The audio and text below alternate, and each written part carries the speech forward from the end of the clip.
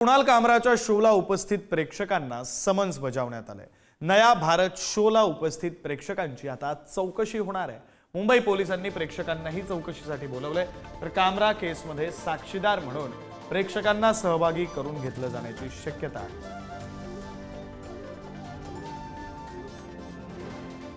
मूर्ख आहे ते, कायद्याला गाढव समजताय आणि कायद्याचा गैरवापर करताय।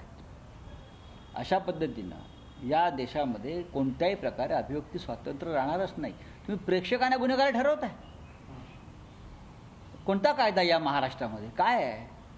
आणीबाणीपेक्षा भयंकर आहे। इंदिरा गांधींची आणीबाणी ही यांच्यापेक्षा 100 पट उत्तम होती। अशा प्रकारचा सगळा कारभार महाराष्ट्रात सुरू आहे आणि हे म्हणून आणीबाणी विरुद्ध लढले। व्यक्ती स्वातंत्र्याचा गडचपी नाही, खड्डा खोदून त्याला पुरवणं आहे, हा कळस आहे।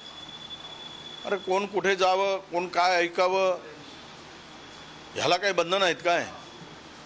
तो करमणुकीच्या दृष्टीने गेले, त्याला करमणूक म्हणून सोडून द्यायला पाहिजे। आता प्रेक्षकावर जर नोटीस बजावली आणि त्यांना उपस्थित राहा म्हणून सांगण्याचा प्रयत्न झाला, तर मला वाटतं या देशामध्ये, राज्यामध्ये कायद्याचं राज्य राहिलं नाही, तर झुंडशाही आणि हुकुमशाहीचं राज्य आहे असा त्याचा अर्थ होतो। कामरा हा भाडेकेतट्टू आहे।